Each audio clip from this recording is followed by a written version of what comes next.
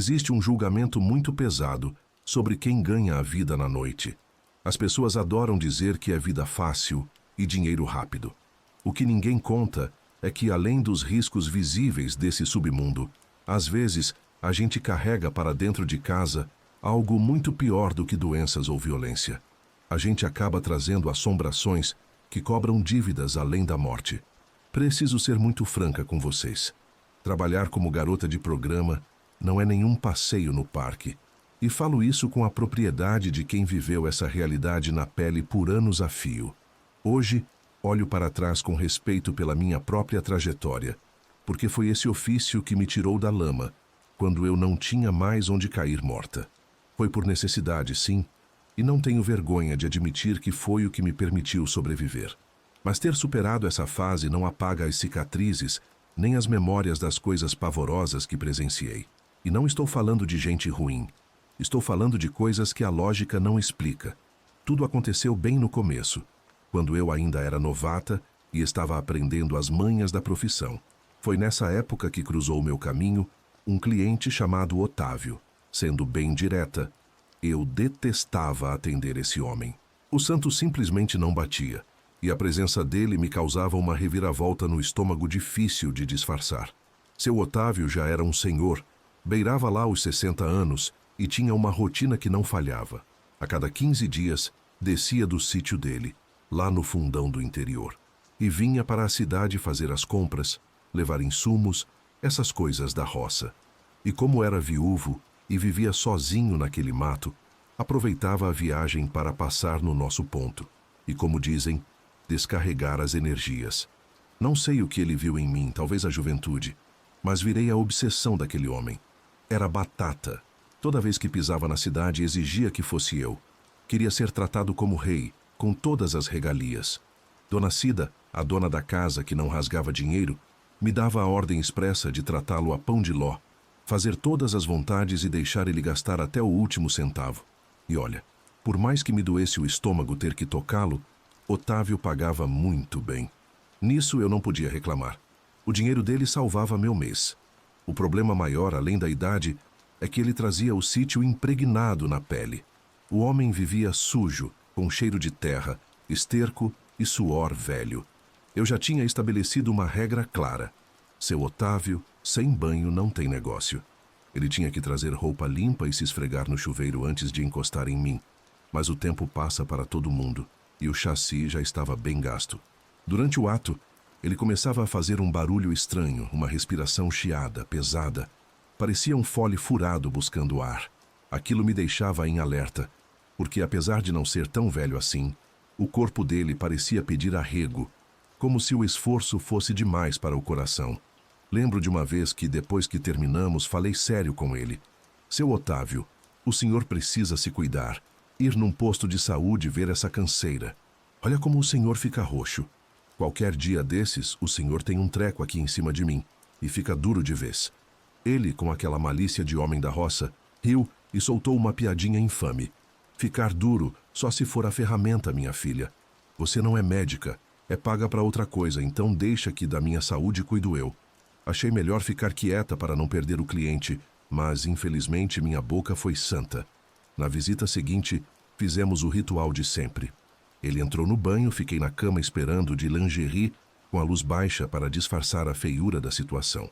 Saiu do banheiro e, mesmo depois de se lavar, ainda exalava aquele cheiro azedo característico. Paciência, né? Ossos do ofício. Começamos o serviço e, no meio da movimentação, a respiração dele mudou.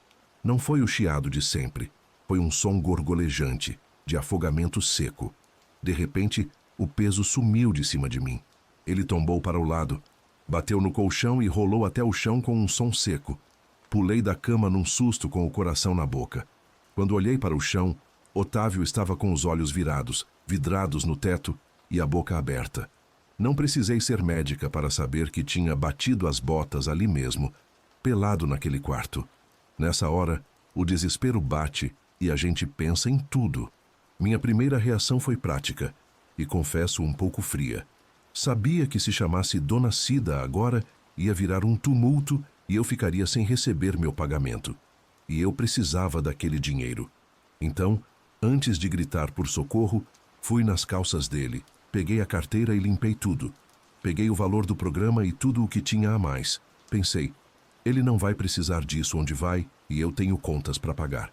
Foi errado, eu sei, mas foi o instinto da hora. Só depois de guardar a grana é que abri a porta e berrei.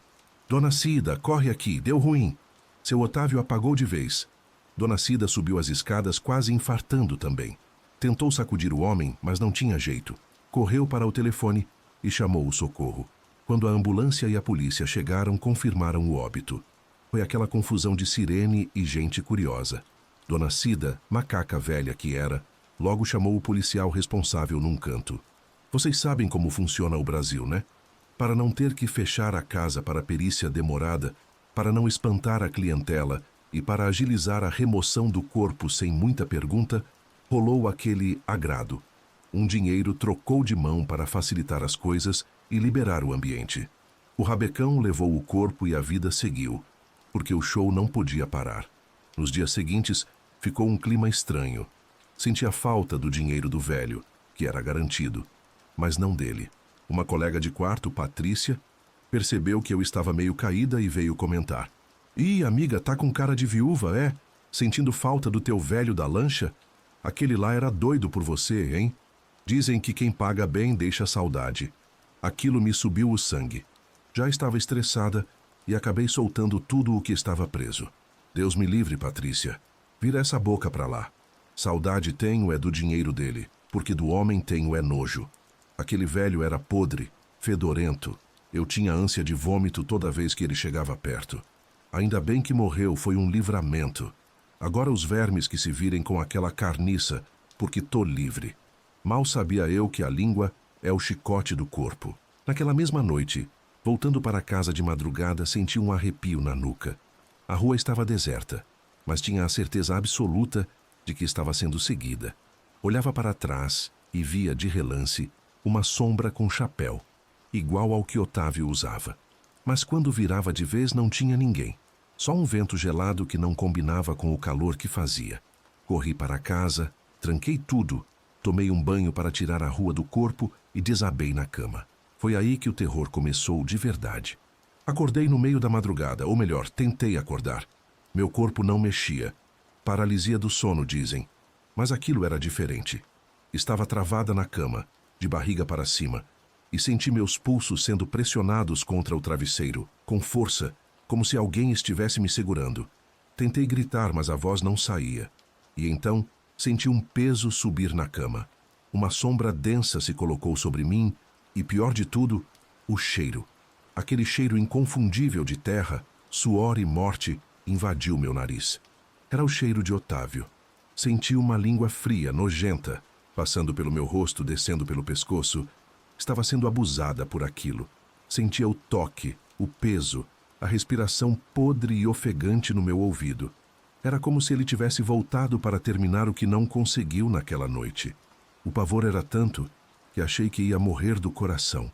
Comecei a rezar mentalmente, pedindo pelo amor de Deus, até que consegui dar um grito e o peso sumiu.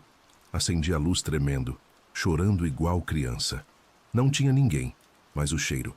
O cheiro dele ainda estava no quarto. Isso se repetiu. 1, 2, 3 noites. Já não dormia. Estava virando um zumbi. Contei para Patrícia o que estava acontecendo. E ela, que era mais supersticiosa, arregalou os olhos. Mulher, tu atraiu isso. Lembra o que tu falou dele? Falou mal do morto, zombou dele. O espírito se ofendeu e voltou para cobrar. Tu tem que procurar um padre. Benzer essa casa, fazer alguma coisa, senão ele vai te levar junto.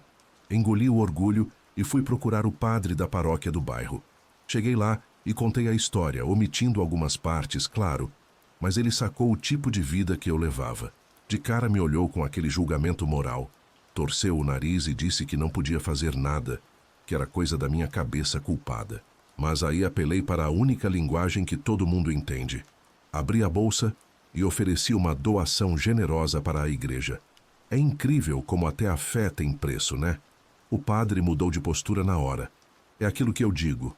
Por dinheiro, até santo desce do altar. Concordou em me ajudar, mas disse que não adiantava benzer a casa. Tínhamos que ir onde o corpo estava. Tinha profanado a memória dele, então tinha que pedir perdão no túmulo. Tive que revirar meio mundo para descobrir onde enterraram Otávio no cemitério municipal. Fomos lá. O dia fechou de uma hora para outra. O céu ficou preto. Começou uma ventania que levantava poeira no cemitério. Achamos a cova, terra batida ainda. O padre mandou ajoelhar. Ajoelhei na terra suja e, chorando de medo e arrependimento, pedi perdão a Otávio. Rezei, pedi que seguisse o caminho dele e me deixasse em paz. O padre jogou água benta, rezou aquelas palavras em latim que parecem conjuro. E por incrível que pareça, assim que terminamos o vento parou. As nuvens abriram um buraco e o sol bateu direto na lápide. Senti um peso saindo das minhas costas, uma leveza que não sentia há semanas. O padre, guardando o dinheiro da esmola no bolso, disse que agora ele descansaria, mas que eu nunca mais ousasse zombar de quem já foi. Aprendi a lição da pior forma possível. Respeito aos mortos é sagrado. Hoje mudei de vida, trabalho numa loja, ganho pouco, ralo o dia todo, mas durmo em paz. Não julgo quem continua na vida da noite, porque sei que a necessidade tem cara de herege, mas fica o aviso. Cuidado com o que você traz para casa. E, principalmente, cuidado com o que você fala de quem já atravessou para o outro lado. Eles escutam, e às vezes eles voltam para responder.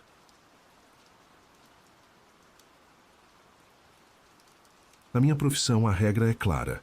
Faça o serviço, pegue o dinheiro e não faça perguntas. Mas naquela noite, o silêncio daquele quarto gritou mais alto do que qualquer pergunta que eu pudesse fazer. Por respeito à minha própria pessoa, e até para tentar manter a cabeça no lugar depois de tudo, eu não vou usar meu nome de registro aqui. Podem me chamar de Sabrina. Esse vai ser meu nome nessa história. Já tem mais de 20 anos que eu faço ponto na rua, na batalha, fazendo programa, se é que vocês me entendem. Minha caminhada começou aqui mesmo no Nordeste, em um bairro bem popular e agitado de Recife, onde a noite vira dia, com o barulho de moto estourando o escapamento, o som do forró batendo nas paredes e muitos homens rodando de carro procurando companhia. A gente, mulher da vida, fica ali na esquina tentando garantir o pão de cada dia. Eu sei que muita gente aponta o dedo, julga, fala mal, mas eu não tenho vergonha de dizer que foi com esse dinheiro suado que eu sustentei minha família, paguei aluguel, botei comida na mesa e paguei a escola do meu filho caçula. Mas, uma noite, deve ter uns 7 anos, apareceu um cliente que fugia totalmente do padrão. Se não me falha a memória, eram umas 10:30 da noite quando eu vi aquele carro surgindo na avenida. Era um sedã preto, muito bonito, carro de luxo daqueles que brilham na luz do poste. Ele não parou do meu lado de cara. Encostou uns metros para a frente e ficou conversando com 2 colegas minhas. Elas se debruçaram na janela, trocaram uma ideia rápida e, do nada, as 2 olharam para trás e apontaram o dedo direto para mim. Aquilo me deu um arrepio, uma sensação ruim, mas tentei não dar bola, achando que era coisa da minha cabeça. Isso durou até o carro começar a andar devagarzinho e parar bem na minha frente. O vidro desceu e eu dei de cara com um homem muito elegante. Ele devia ter uns 50 e poucos anos, com cara de quem tem dinheiro. Roupa de marca, um relógio grande no pulso, cabelo penteado para trás com gel, tudo impecável. O que me deixou cabreira foi o sorriso dele. Era um sorriso muito calmo, tranquilo demais para aquele horário e local. Aquele homem me olhou nos olhos e falou com uma voz mansa. Boa noite, gata. Eu estou procurando uma mulher de coragem, que não tenha frescura com nada. É para um presente de aniversário muito especial. Como eu tenho anos de pista, já ouvi de tudo quanto é proposta maluca. Então nem me assustei tanto de primeira. Ele explicou com toda a educação que o serviço era para um amigo dele que estava fazendo aniversário. Disse que esse amigo não podia sair de casa porque estava muito doente e que ele queria dar de presente uma noite com uma mulher que fosse topa tudo, sem preconceitos. Eu, querendo saber onde estava amarrando o meu burro, perguntei o que exatamente ele queria. Ele respondeu na maior naturalidade. É só para você passar a noite com ele. O cara está mal. A aparência está feia, mas não esquenta com isso. Você não disse que fazia de tudo? Aquilo acendeu um alerta vermelho na minha mente. Mas logo em seguida o sujeito puxou a carteira e me deu a metade do valor adiantado. E vou ser sincera. Era dinheiro de gente grande. Depois de me pagar, ele combinou que passaria para me buscar às 9 da noite no mesmo local no dia seguinte. E assim ficou acertado. Às 9 em ponto do outro dia, o sedã encostou. Engoli o medo, entrei no banco do carona e fomos saindo daquele barulho do meu bairro. Cruzamos a cidade, vendo o movimento diminuir, até chegarmos numa área nobre, um daqueles bairros de mansão bem afastados, perto de uma área de mata preservada. Ali, meu nervosismo começou a bater forte, porque o caminho todo foi um silêncio absoluto. A rua onde a gente entrou era deserta, escura. Mal tinha iluminação pública. Parecia que aquele lugar estava abandonado. Ele estacionou na frente de uma casa que parecia um casarão antigo, com o jardim mal cuidado, mas dava para ver umas luzes fracas lá dentro. Antes de eu abrir a porta para descer, ele segurou meu braço de leve e disse: "O meu amigo está no quarto do segundo andar, o último do corredor. Não se assusta quando vir ele, está bem? Só faz o teu trabalho que vai dar tudo certo." Na hora, minha cabeça tentou achar uma explicação lógica. Pensei que o tal amigo devia ter algum problema físico grave, uma deficiência, ou ser muito feio, e por isso tinha vergonha de sair. Respirei fundo, e mesmo com as pernas bambas, entrei na casa. O lugar tinha um cheiro de mofo misturado com algo doce, enjoativo. Subi as escadas devagar, pisando leve, com o coração querendo sair pela boca a cada rangido do piso de madeira velha. Cheguei no corredor, fui até o final e bati na porta. Ninguém respondeu. O silêncio era pesado, daqueles que doem no ouvido. Girei a maçaneta e entrei. O quarto estava na penumbra, só com a luz amarelada de um abajur aceso. Olhei para a cama e vi um vulto deitado, coberto com um lençol branco até a cabeça. Tentei ser profissional. Incorporei a personagem e cheguei perto falando com aquela voz manhosa de trabalho. "Oi, lindo. O teu presentinho chegou, viu?" Falei, tentando parecer animada. Nenhuma reação, nenhum movimento, nenhum resmungo. Pensei que ele estivesse dormindo pesado ou dopado de remédio. Subi na cama engatinhando e comecei a puxar o lençol bem devagar para descobrir o rosto dele. O que eu vi ali embaixo me marcou para o resto da vida. Aquele homem, se é que dava para chamar aquilo de homem, estava morto. Não tinha dúvida nenhuma. A pele dele estava cinza, seca igual papelão velho. Os olhos estavam abertos, virados, só a parte branca aparecendo. E a boca... Misericórdia! A boca estava aberta numa careta horrível, só com uns tocos de dentes podres. Nessa hora subiu um cheiro insuportável de carne podre que me acertou em cheio. Meu estômago revirou na hora. Dei um grito abafado, botei a mão na boca e me arrastei para trás na cama até cair de costas no chão. Me benzi umas 10 vezes desesperada, e meu instinto foi levantar e sair correndo dali. Mas antes de eu chegar na porta, ouvi a voz do cliente gritando lá da sala. "Está tudo bem aí em cima?" O medo me travou. Respondi no automático com a voz falhando. Sim, sim. A gente só está começando. Eu disse que a gente só estava começando. Não sei como não desmaiei. Me encolhi no canto do quarto, abraçada com meus joelhos, com aquele defunto ali tão perto, parecendo que estava me vigiando. Passaram 1000 coisas na minha cabeça a 1000 por hora. Pensei que se eu tentasse fugir, aquele maluco lá embaixo podia estar armado e ia acabar comigo ali mesmo. Mas se eu ficasse, tinha pavor daquele morto levantar. Eu estava sem saída. Então, tomei a decisão mais humilhante da minha vida. Levantei, cheguei perto daquele cadáver podre de novo, e com as mãos tremendo comecei a tirar a roupa dele. Eu precisava fingir. Tinha que parecer que o serviço estava sendo feito.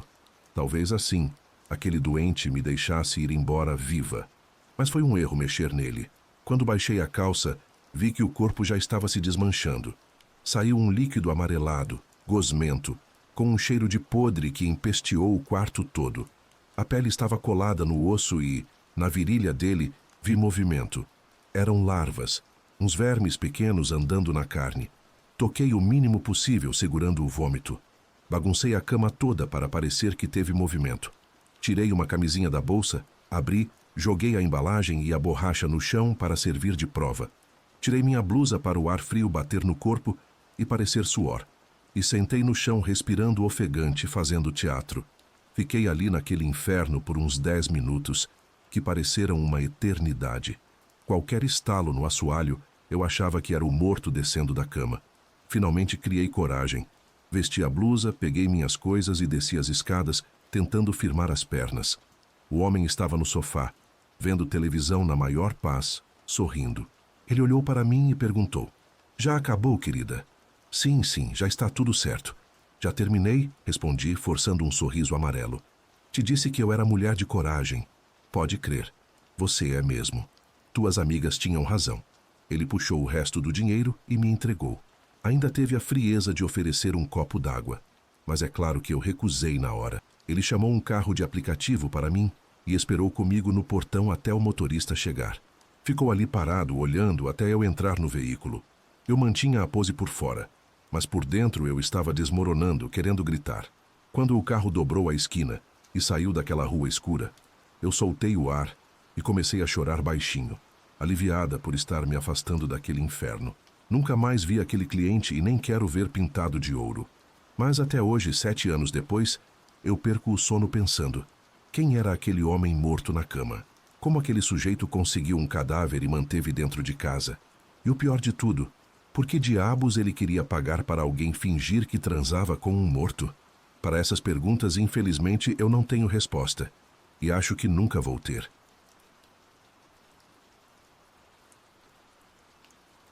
Dizem que a carência é o pior inimigo do homem, porque ela cria uma venda nos seus olhos e te faz ignorar o perigo que está a um palmo do seu nariz. Infelizmente, eu tive que aprender isso sentindo a morte respirar no meu pescoço. O que eu vou contar para vocês agora, eu acho que aconteceu puramente porque eu estava procurando sarna para se coçar, sabe? Aquela coisa de estar inquieto, buscando diversão em lugar errado. Ou quem sabe, foi porque alguma coisa ruim, alguma entidade maligna se aproveitou de mim num momento em que eu estava fraco, vulnerável e com a cabeça cheia de bobagem. Antes de entrar nos detalhes, deixa eu me apresentar. Meu nome é Bruno. Moro aqui em São Paulo, na capital. E essa história macabra aconteceu comigo em maio do ano passado. Desde aquele dia, nunca abri a boca para contar isso para ninguém. Nunca mesmo. Pelo menos, não com a riqueza de detalhes que vou falar agora. Ainda me lembro de cada segundo, como se tivesse acontecido ontem à noite. A memória está queimada na minha mente. Aquele dia tinha marcado o fim de uma semana infernal no trampo. Para quem não sabe, ganho a vida numa oficina mecânica, e é um serviço pesado, graxa o dia todo. Calor do motor suga as energias da gente. E para piorar, por causa de uns erros bobos que cometi na montagem de um motor, coisa de cansaço mesmo, o patrão ficou uma fera e descontou uma fatia gorda do meu pagamento. Aquilo me quebrou as pernas. Fiquei com a carteira curta, contando as moedas com muito pouco dinheiro no bolso. Mas mesmo na pindaíba, estressado e sem grana, a ideia fixa de relaxar não saía da minha cabeça. Queria passar um bom momento, entende? Queria estar com uma mulher. Eu não sou o tipo de cara que costuma contratar esses serviços de verdade. Não é da minha índole ficar pagando por companhia. Mas naquela noite específica, parece que o diabo soprou no meu ouvido. A carência, o estresse da semana, a solidão, o tesão acumulado e a tentação falaram mais alto do que o meu juízo. Decidi ir caminhando para a zona do centro, aquela parte velha da cidade que todo mundo conhece, cheia de becos e ruas estreitas famosas pelo que oferecem, especialmente quando o sol se põe e o comércio fecha. É um lugar com uma atmosfera pesada. Tem aqueles botecos velhos caindo aos pedaços, carrinhos de dogão soltando fumaça e gordura na chapa, e sombras que parecem ter vida própria, se movendo sozinhas pelos cantos dos prédios antigos. Andei por lá, perguntando aqui e ali, por mais de 1 hora. A humilhação começou cedo. Com o pouquinho de dinheiro que eu tinha, recebi um não atrás do outro. Todas as mulheres me olhavam com desdém, de cima a baixo, e diziam que não, que aquela miséria não pagava um serviço completo. Nem sequer um meio serviço eu conseguia. Já estava me sentindo um lixo, frustrado, quase me resignando a voltar para casa naquela seca e dormir na vontade. Foi quando entrei numa rua muito estreita, solitária, um lugar onde a iluminação era péssima. A única luz vinha de um poste com uma lâmpada fraca, amarelada, que ficava piscando sem parar, como se a lâmpada estivesse implorando para queimar de vez. E foi ali, nesse cenário deprimente, e a vi. Havia uma mulher parada exatamente debaixo dessa lâmpada falha. O visual dela destoava de tudo ali. Parecia gente fina. Ela usava uma mini saia, uma blusa bem justa que desenhava o corpo e salto alto. Numa das mãos, segurava uma bolsinha pequena. O que mais me chamou a atenção foi a pele dela. Muito clara, lisa, uma pele de porcelana. O cabelo era longo, negro como a noite, muito bem cuidado e lindo. Os dentes bem branquinhos pareciam teclas de um piano. No geral, aquela mulher era bonita demais. Era formosa num nível que não batia com aquele lugar sujo do centro. Garanto para vocês, ela não devia ter mais de 25 anos. Por um momento, só de olhar para ela, me senti um idiota. Fiquei nervoso igual um moleque de escola tremendo na base. Mas já estava ali, né? Criei coragem, me aproximei e perguntei, com a voz meio trêmula, cheia de vergonha, se ela podia me fazer um serviço. Fui sincero logo de cara. Disse que não tinha muito dinheiro, que estava curto de grana, mas que queria muito de verdade ficar com ela um pouco. Ela não disse uma única palavra, nem sim, nem não, nem o preço. Apenas sorriu para mim e pegou na minha mão. No exato momento em que ela me tocou, senti um frio estranho. Não era um frio comum, era um gelo que parecia vir de dentro, algo errado. Mas a beleza dela me cegou. Ela me guiou, me puxando para mais fundo naquele beco, em direção a uma parte onde a luz do poste já não alcançava. Era uma escuridão quase total. O lugar era úmido, o chão parecia molhado de lodo. O cheiro era insuportável, uma mistura de mijo velho, lixo apodrecendo e cheiro de ferrugem. Para completar, dava para ouvir uns barulhos de coisas correndo no chão, provavelmente ratos de esgoto. Mas naquela hora, com o sangue quente, nada disso importava. Tinha na minha frente uma mulher que parecia ter saído dos meus melhores sonhos. Rapidamente, ela me empurrou contra a parede e começou a me beijar no pescoço. No começo, foi incrível. Os lábios dela eram suaves, a pele parecia quente, e cada carícia me fazia esquecer da oficina, da falta de dinheiro e de todas as mazelas da minha vida. Senti que estava flutuando. Na empolgação, tirei a camisa e comecei a passar as mãos pelas costas dela, sentindo a pele macia. Tudo parecia perfeito, bom demais para ser verdade. E foi aí, nesse momento de êxtase, que tudo mudou drasticamente. Os beijos, que antes eram carinhosos, deixaram de ser. Eles se tornaram agressivos, úmidos demais, brutos. Parecia que ela queria me machucar. E as mãos dela, meu Deus, as mãos que segundos antes eram seda pura, de repente ficaram ásperas, duras, pareciam lixa de parede grossa. Quando ela passava a mão em mim, arranhava, doía, e de repente, ela me mordeu. Não foi uma mordidinha de amor, foi uma mordida selvagem. Senti uma dor aguda atravessar meu pescoço, como se ela quisesse arrancar um pedaço de carne. Gritei de dor e tentei empurrar ela para longe. Tentei me soltar, mas era impossível. Sou mecânico, carrego peso o dia todo, tenho força, mas não conseguia mover ela nem 1 milímetro. Era como tentar empurrar uma parede de concreto puro. Ela estava chumbada no chão. Apesar de a gente estar praticamente colado cara a cara, eu não conseguia ver o rosto dela direito por causa do breu daquele canto do beco. Mas a sensação tinha mudado. O que antes me parecia lindo e cheiroso, agora passava uma sensação de podridão, de coisa estragada. Com a voz fraca, tremendo de medo, perguntei: "O que está acontecendo com você? Por que está fazendo isso? Me solta, você está me machucando." Ela não me respondeu com palavras. Se jogou para trás e começou a rir. Mas não era uma risada de mulher. Era uma gargalhada horrível. Uma risada de escárnio, debochada. Um som gutural que congelou meu sangue nas veias. Me debati, me movi como pude, tropeçando nas minhas próprias pernas até conseguir recuar para a parte do beco, onde a luz daquele foco piscante batia. E quando me virei para olhar para ela sob a luz, quase desmaiei de terror puro. A mulher, ela não existia mais. Aquela jovem linda tinha sumido. No lugar dela, o que estava ali era um monstro. Uma coisa que parecia uma velha decrépita, com a pele cinzenta colada direto no crânio, puro osso. A cara dela era toda enrugada, parecia couro velho que ficou no sol. Os olhos eram completamente brancos, sem íris, e pior, sem pálpebras. Ela não piscava. A boca dela se abria numa largura antinatural. Parecia que o queixo ia se desprender e cair da cara. E os dentes... Meu Deus!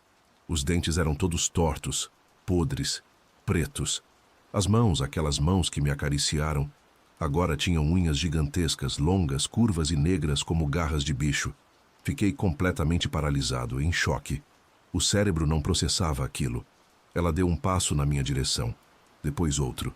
E aquela risada não parava, continuava rindo da minha cara, rindo do meu pavor, gargalhando como uma louca varrida. Naquele instante, o instinto de sobrevivência bateu. Corri. Corri tanto que nem sei como minhas pernas aguentaram. Saí disparado daquele lugar, sem camisa mesmo. Só queria me afastar o máximo possível daquele eco de risada maldita, daquele monstro e daquele som que ficava rebatendo dentro da minha cabeça. Quando finalmente cheguei numa rua principal, iluminada e com movimento, parei. Me dobrei de dor apoiando os joelhos e quase vomitei as tripas ali mesmo na calçada. Levei a mão ao pescoço e ele estava sangrando e minhas mãos não paravam de tremer. Mais tarde, voltei para casa me arrastando.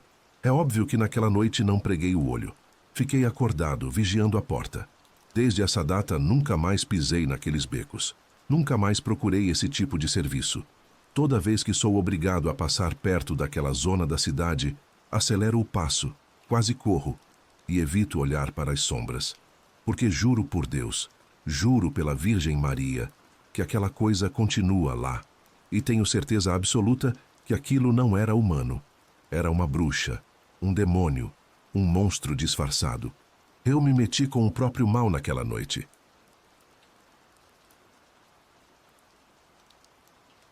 Meu nome é Cristiano. Tenho 23 anos hoje, mas parece que envelheci uns 40 depois do que eu vi. Essa história não é sobre fantasmas de filme. É sobre algo podre que caminha entre a gente nas beiradas da cidade, onde ninguém gosta de olhar. Aconteceu faz 2 anos, quando eu tinha 21 e trabalhava numa fábrica de produtos de limpeza, lá pelos lados da zona industrial de São Paulo, num daqueles bairros onde o asfalto acaba e o mato alto toma conta. Era uma região esquecida, cheia de galpões surrados e ruas esburacadas que vivem desertas. De noite por lá, a sensação é que o mundo desliga e só sobra o perigo. A fábrica ficava bem isolada, longe de tudo, quase encostada numa área de mata preservada que ninguém ousava entrar. As únicas opções para quem queria comer ou beber alguma coisa depois do expediente eram uns carrinhos de lanche duvidosos e um único bar. Era um boteco horrível, daqueles bem vagabundos, sem reboco na parede e com o chão sempre encardido. Não tinha nome na fachada, nem letreiro, mas a galera toda sabia que funcionava 24 horas.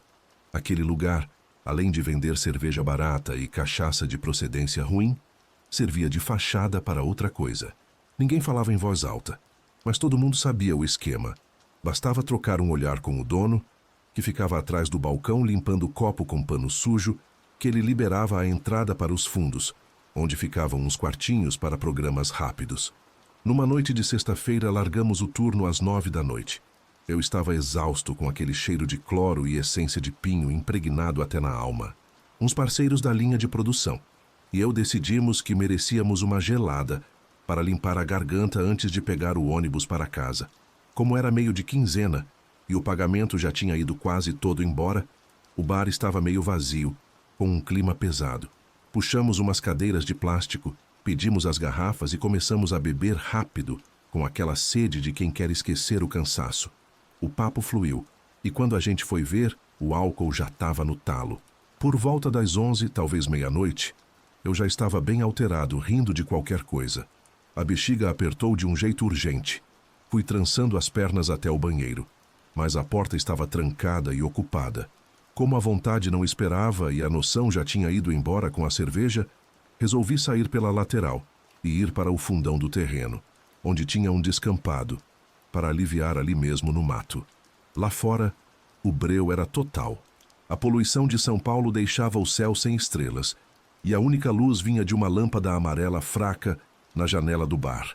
Caminhei me afastando da parede, entrando naquele terreno cheio de entulho de obra e mato seco. Foi quando eu vi.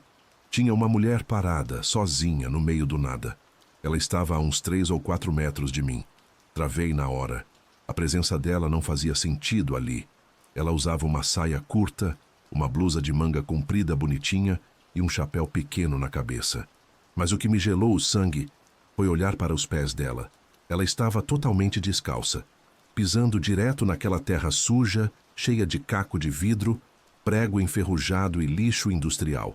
Talvez por causa da cachaça, não tive medo logo de cara. Pensei que devia ser uma das meninas que trabalham no bar. Achei que ela estava esperando algum cliente ou só tomando um ar longe da fumaça de cigarro, mas ela estava imóvel. Parecia um manequim largado no lixo, virada na minha direção. O chapéu fazia uma sombra no rosto, então eu não via os olhos dela. Não sei por que fiz isso, mas minha boca falou antes do cérebro pensar. Moça, tá fazendo o que aí nesse escuro? Aqui é perigoso, viu? Ela não respondeu, nem se mexeu. Só levantou a mão devagarzinho e fez um sinal com o dedo me chamando. E o pior é que eu fui, não sei explicar. Não era só a bebida. Foi como se alguém tivesse amarrado uma corda na minha cintura e me puxasse. Minhas pernas andavam sozinhas. Fui seguindo ela feito um zumbi. O corpo dela parecia deslizar por cima da sujeira do chão, sem fazer barulho. E conforme eu chegava perto, senti um cheiro que nunca vou esquecer. Trabalhava com cheiro químico o dia todo. Conhecia cheiro forte, mas aquilo era doce. Um cheiro enjoativo de flor de velório, misturado com cheiro de ferrugem, de sangue podre. Aquele odor entrou no meu nariz e parecia que estava derretendo meu cérebro, me deixando tonto, hipnotizado. Andamos um bom pedaço, nos afastando do bar, entrando no matagal fechado. O barulho da cidade sumiu. Não ouvia caminhão, não ouvia sirene, nada. Só o silêncio e uns cachorros latindo muito longe, como se estivessem com medo.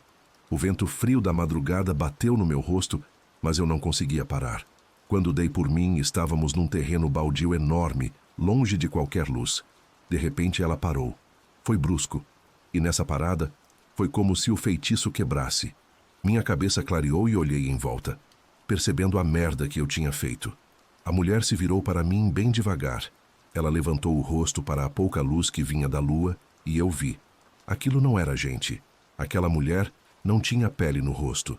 Era só carne viva, vermelha, úmida, como se tivessem arrancado a pele dela com uma lixa grossa. Os olhos não existiam. Eram buracos pretos, podres.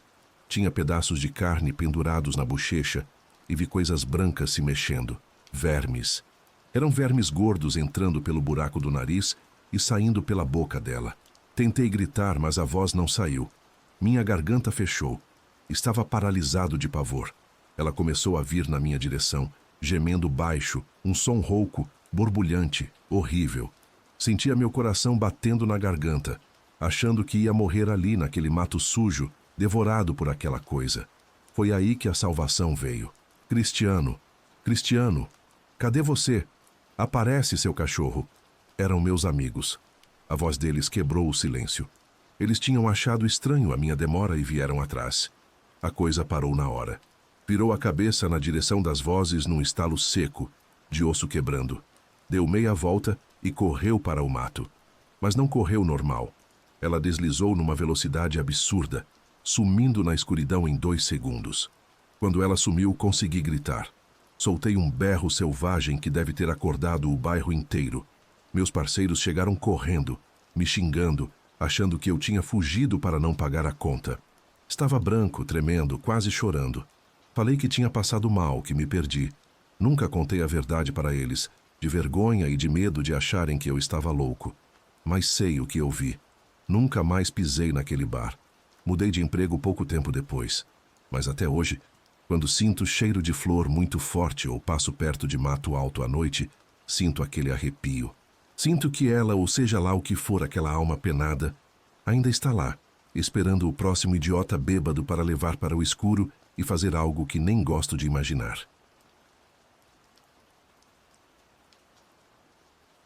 Para que vocês entendam realmente como vim parar aqui, preciso voltar um pouco no tempo e abrir meu coração. Minha trajetória nunca foi um mar de rosas, começando pela perda dolorosa dos meus pais em um acidente quando eu ainda era só uma criança. Essa ausência marcou meu destino e me empurrou por caminhos tortuosos que quase me custaram a vida. Essa fase da minha infância foi marcada por um vazio enorme. Ficar sem chão tão cedo deixa marcas profundas, sabe? Mas eu tive a sorte de ter Dona Helena na minha vida. Foi minha avó quem segurou as pontas, quem me acolheu e me criou com todo o sacrifício do mundo. Ela me deu estudo, comida e tentou me passar os valores que ela trouxe das raízes dela. Dona Helena tinha origem mexicana. Era uma mulher de fibra, de muita fé e tradições fortes. Mas eu, na rebeldia da adolescência, só queria saber de ganhar o mundo. Quando virei adolescente, a coisa apertou. Eu sentia que estava dando trabalho demais para ela e já estava cansada pela idade. Decidi que era hora de voar sozinha. Minha avó sempre foi um anjo. Nunca me expulsou, mas eu coloquei na cabeça que precisava da minha independência. Saí de casa cheia de sonhos. Mas a realidade da rua é dura. Pulei de galho em galho, trabalhei em loja, em lanchonete, mas o salário nunca dava para nada. Mal pagava um aluguel num quartinho, quem dirá ter a vida confortável que eu via na televisão e tanto desejava. Nessa busca desesperada por dinheiro, fui conhecendo muita gente. E numa dessas, cruzei com uma garota que virou minha colega. Ela via meu perrengue e um dia soltou a frase que mudaria tudo. Ela disse que eu era bonita demais para estar contando moedas, que eu tinha corpo, tinha rosto e que devia usar isso a meu favor. Foi ela quem me levou até a tia dela, uma mulher que gerenciava uma casa de massagem, um local de encontros discretos, se é que vocês me entendem. A tal tia me olhou como quem avalia uma mercadoria. Disse na hora que eu tinha futuro, que os clientes iam gostar do meu perfil e que eu ia encher o bolso dela e o meu de dinheiro. A ambição falou mais alto que a moral naquela hora. Assim, o tempo foi passando. Lembro que minha primeira vez não foi com namorado, não foi com amor. Foi com um estranho num quarto frio por dinheiro. Com o passar dos anos me acostumei. O dinheiro entrava fácil. Aluguei um apartamento ótimo, decorei tudo com móveis de primeira, tinha roupas de marca. Por fora, eu estava feita, mas por dentro a saudade de Dona Helena doía. Sentia falta do cheiro de café da casa dela, do carinho que o dinheiro não compra. Um dia, resolvi aparecer. Quando cheguei lá, vi que o tempo não tinha perdoado. Minha avó estava mais curvada, com mais rugas, mas o sorriso ao me ver foi o mesmo. Ela ficou muito feliz em me ver. De imediato me abraçou forte, preparou aquele café que só ela sabia fazer e sentamos para conversar. Tentei desconversar sobre meu trabalho. Falei por cima que estava em vendas, mas vó não é boba. Dona Helena tinha aquele olhar de escaneamento. Mariana, que bom que você veio, ela disse segurando minha mão. Mas tem coisa errada. Esse perfume importado, essas roupas chiques, esse jeito que você fala de dinheiro e principalmente meu coração, minha neta. Minha intuição grita que você não está andando por bons caminhos. Estou errada? Não consegui mentir. Desabei e contei tudo. Falei da prostituição, da vida noturna, dos riscos. Vi a tristeza nos olhos dela, mas não vi julgamento. Mariana, minha filha, esse mundo é perigoso demais. Você é jovem, tem a vida toda pela frente. Não precisa se vender. Mas eu sei que você é teimosa. Só que eu tenho um pressentimento ruim, um aperto no peito que não passa. Minha avó, como eu disse, tinha raízes mexicanas e uma fé muito particular. Ela se levantou, foi até a cômoda antiga da cozinha e tirou de uma das gavetas um objeto pequeno. Era um chaveiro de metal com a imagem da Santa Morte. Ela segurou aquilo com uma devoção que me arrepiou. Fez uma oração baixinha na língua dos pais dela e me entregou. Toma, Mariana. Na minha terra e na minha família, a gente sempre respeitou a Santa Morte. Ela cuida de quem anda na noite, de quem está em perigo.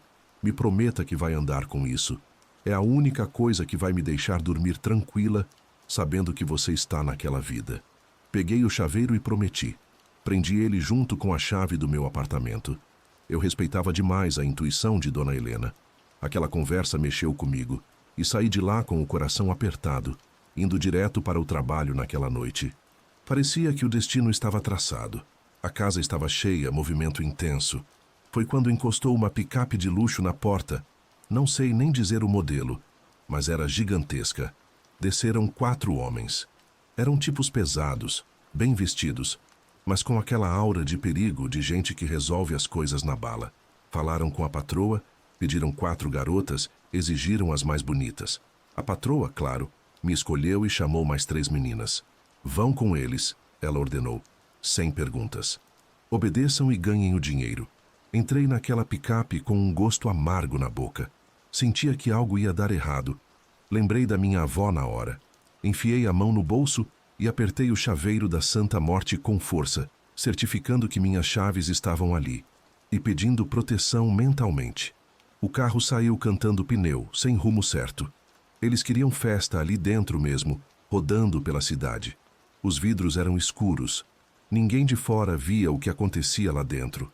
O homem que estava comigo era um bruto. Começou a me tocar com violência, sem o menor respeito. Ele estava alterado. Cheirava pó na minha frente. Bebia o uísque do gargalo. Virou um animal. Começou a me dar tapas na cara. Puxava meu cabelo com raiva. Olhei para o lado e vi minhas colegas passando pelo mesmo inferno. Os outros homens riam e incentivavam a violência. Era um show de horror. O medo tomou conta de mim. Eu só conseguia pensar: vou morrer aqui. Apertei o amuleto no bolso e fiz uma promessa silenciosa, com toda a força da minha alma. Santa Morte, se a senhora me tirar viva dessa, eu juro que largo essa vida.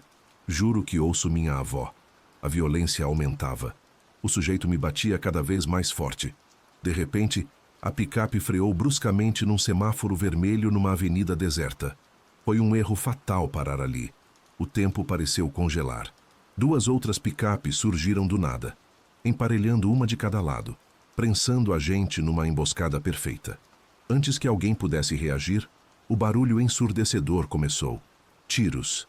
Muitos tiros. Era fuzil, pistola, uma chuva de chumbo atravessando a lataria como se fosse papel. Me joguei no chão do veículo. Me encolhi o máximo que pude, rezando, ouvindo os vidros estourando e os gritos de dor dos homens e das minhas amigas. O corpo do sujeito que estava me batendo caiu pesado sobre mim. Senti o sangue quente dele encharcar minha roupa, cobrir meu rosto. O cheiro de pólvora e sangue impregnou o ar. Foram segundos que pareceram horas. Quando os tiros pararam e os pneus dos atacantes cantaram fugindo, sobrou um silêncio mortal. Eu estava coberta de sangue, mas inteira. Milagrosamente, nenhuma bala tinha me acertado. Empurrei o corpo morto de cima de mim, abri a porta com as mãos tremendo e saí correndo. Corri como louca pela avenida escura, gritando por ajuda. Passavam carros, mas ninguém parava. Ninguém queria se envolver, vendo uma mulher ensanguentada na madrugada. O medo de ser um golpe ou de sobrar para eles era maior. Cheguei no meu prédio sem fôlego. Tranquei a porta do apartamento e fui direto para o chuveiro. Entrei de roupa e tudo. A água quente se misturava com o sangue alheio e com as minhas lágrimas. Eu tremia tanto que meus dentes batiam. Só ali caiu a ficha. Eu era a única sobrevivente. Todos na picape morreram, menos eu. Não dormi. Passei a noite em claro agradecendo à Santa Morte. Aquilo foi o sinal definitivo. Nunca mais pisei na casa da patroa e me desfiz daquele apartamento o mais rápido que pude. Peguei minhas economias, tudo que juntei naquela vida, e fui até a casa de Dona Helena. Vó, acabou, eu disse. Vamos montar nosso negócio. Com o talento dela na cozinha e meu dinheiro, abrimos um pequeno restaurante. Trabalhamos duro, mas é dinheiro limpo. Hoje, anos depois, tenho uma vida tranquila. Ainda tenho contato com algumas meninas daquela época. E as notícias são sempre tristes. Morte, desaparecimento, vício. Eu tive a chance de escapar. Sei que muitos podem não entender a fé da minha avó, ou a minha, mas tenho certeza absoluta de que naquela noite dentro daquela picape crivada de balas, eu não estava sozinha. A promessa foi cumprida e a proteção também.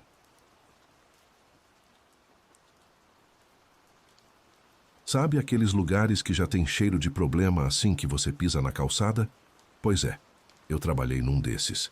E o que eu vi lá dentro, o que eu senti naquela atmosfera pesada, me faz ter medo de apagar a luz até hoje. Meu nome é Juliana. O que eu tenho entalado na garganta para contar não aconteceu diretamente comigo, na minha própria pele, mas aconteceu com uma companheira, uma amiga muito próxima chamada Marcela. Ela era uma garota cheia de vida que trabalhava comigo num bar. daqueles bem comuns, bem simples, caindo aos pedaços, que ficava num bairro afastado, na periferia de uma cidade grande aqui em Minas Gerais. Faz tempo que eu não coloco os pés lá. Graças a Deus, eu já não vivo mais por aquelas bandas. Mas só de puxar essa memória, só de lembrar de tudo o que aconteceu naquele lugar maldito, eu sinto um arrepio gelado subindo pela minha espinha e os pelos do meu braço ficam todos em pé. O bar. Olha, eu prefiro nem dizer o nome dele nem o nome da rua para não atrair coisa ruim. Vamos deixar no anonimato, é melhor assim. Mas de acolhedor aquele lugar não tinha nada, a não ser aquela luz velha, fraca e moribunda que ficava piscando na entrada, parecendo o batimento cardíaco de alguém que está morrendo. Era um buraco, um lugar de má fama onde os homens chegavam já trançando as pernas de tão bêbados, procurando um carinho barato. E nós fazíamos o que podíamos para sobreviver naquele inferno, um dia de cada vez. O lugar era um ovo, bastante pequeno e sufocante. Tinha um salão na frente onde ficava o balcão e tocava música sertaneja o tempo todo. 2 quartos apertados com camas que rangiam e estavam todas enferrujadas lá atrás. E um banheiro no fundo do corredor que parecia cenário de filme de terror barato. Aquele banheiro era um lugar úmido, com cheiro de mofo misturado com água parada e cigarro. Era escuro, com uma porta de madeira podre e quebrada que fazia um ruído agudo, um gemido horrível, toda vez que alguém empurrava para entrar. Ali, naquele ambiente pesado, trabalhávamos em 5 mulheres, cada uma com a sua história, cada uma carregando seus próprios problemas e cicatrizes. Mas a mais alegre de todas, a que iluminava aquele lugar sombrio, era Marcela.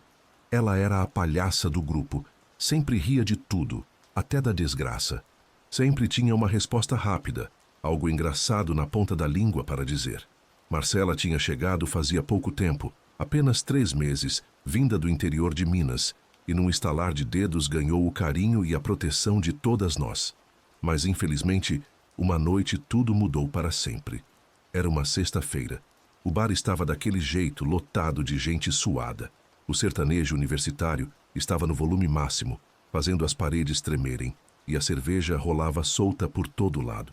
O cheiro de cigarro e álcool impregnava o ar. Eu tinha saído para fumar um cigarro na parte de trás, tentando respirar um pouco longe da confusão, quando Marcela passou por mim e se aproximou do banheiro com uma cara de quem estava apertada, numa urgência danada. Ela olhou para mim, fez um sinal com a mão e passou rindo com aquele jeito leve dela. "Vou voando, amiga, estou quase fazendo nas calças aqui mesmo", disse ela gargalhando. E depois se meteu naquele banheiro escuro enquanto eu fiquei ali fora, tragando meu cigarro e olhando para o nada. O tempo foi passando.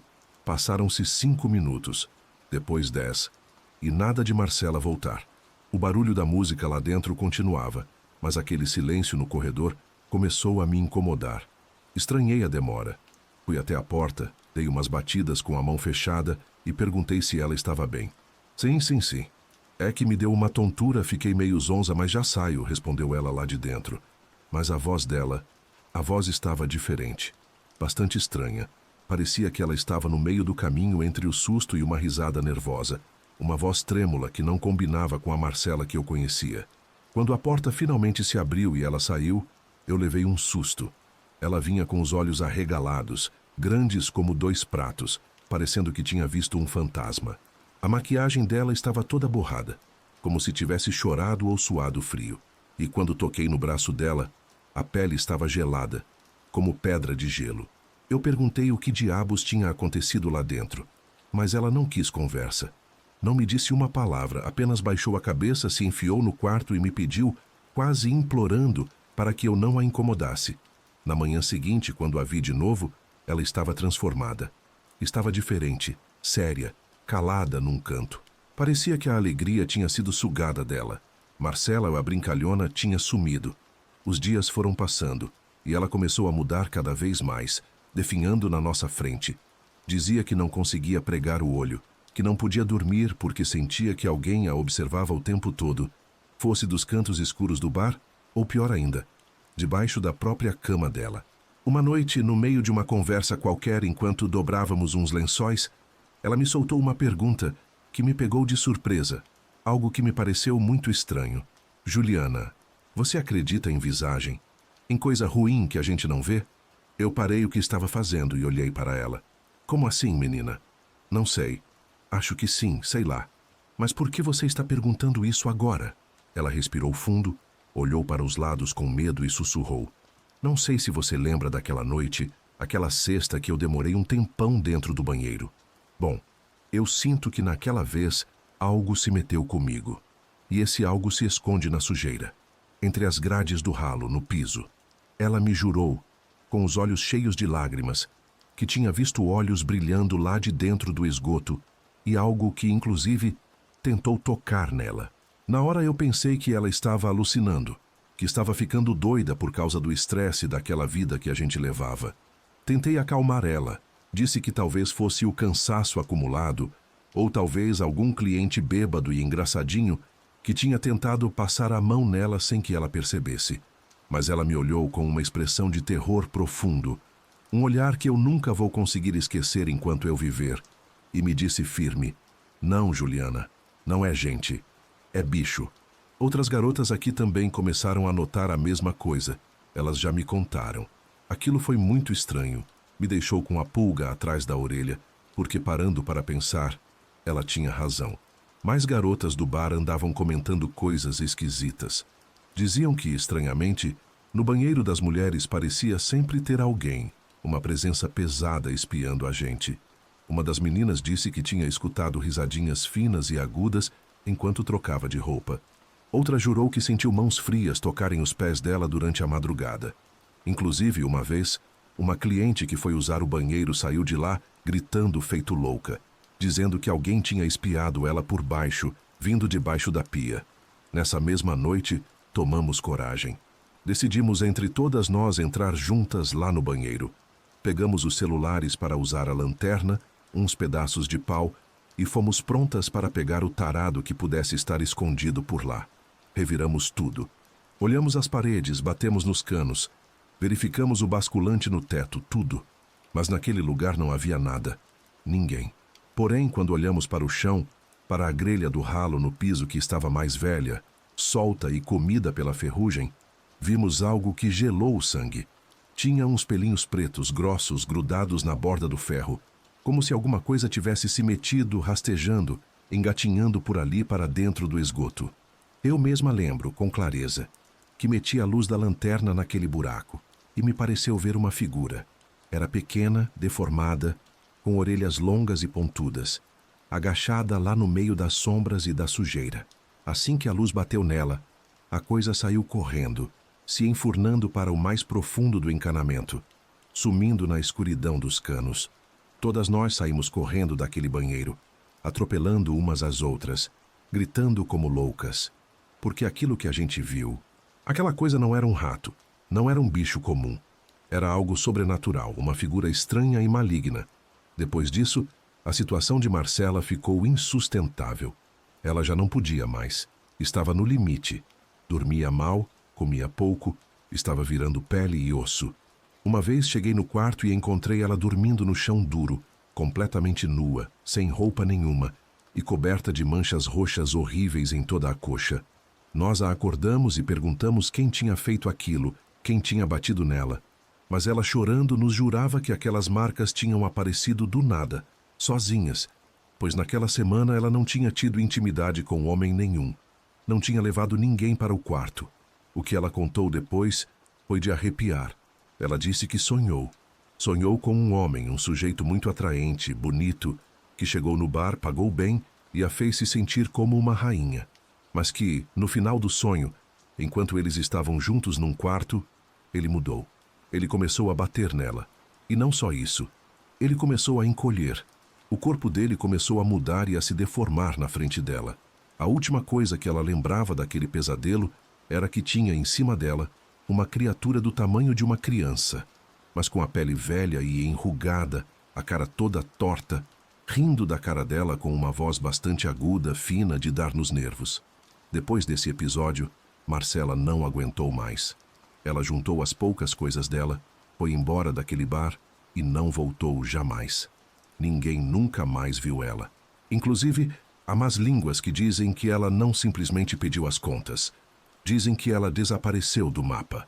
A única coisa que ela deixou para trás foi uma nota, um bilhete escrito com letras trêmulas, que dizia mais ou menos isto: eles não são homens.